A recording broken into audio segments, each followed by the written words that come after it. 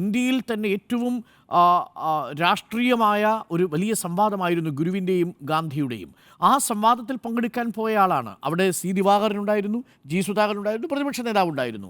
അവിടെ CPM-നെ പ്രതിരോധിക്കുന്ന അല്ലെങ്കിൽ പ്രതിരോധത്തിലാക്കുന്ന ഒരു സ്റ്റേറ്റ്മെൻറ്റ് പോലും ജി സുധാകരൻ നടത്തിയിട്ടില്ല. വർഗസമരത്തിന് പ്രാധാന്യമുണ്ടെന്നും അത് കാലിക പ്രസക്തമാണെന്നുമുള്ള ആശയം തന്നെയാണ് അദ്ദേഹം മുന്നോട്ട് വെച്ചിരുന്നത്.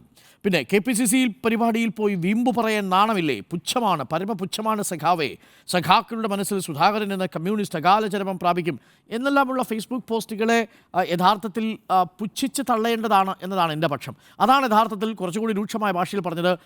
അവരുടെയൊക്കെ അപ്പൂപ്പന്മാരുടെയും അമ്മൂമ്മമാരുടെയും ഒക്കെ ഒരു ഗ്രൂപ്പ് എന്ന നിലയിലാണ് ജി സുധാകരൻ അതിനോട് പ്രതികരിച്ചിരിക്കുന്നത്. ആ അർത്ഥത്തിൽ അതിന് കിട്ടേണ്ട ഭാഷയിലുള്ള ഒരു പ്രതികരണം അതിന് കിട്ടിക്കഴിഞ്ഞു.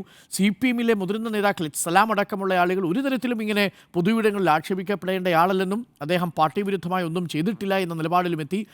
ആരിഫ് രംഗത്തെത്തുന്നത് കണ്ടു, സലാം രംഗത്തെത്തുന്നത് കണ്ടു, നാസർ സെക്രട്ടറി എത്തുന്നത് കണ്ടു, സജി ചെറിയൻ അടക്കമുള്ളവർ അദ്ദേഹത്തെ പൂർണ്ണമായ പിന്തുണയാണ് നൽകുന്നത്.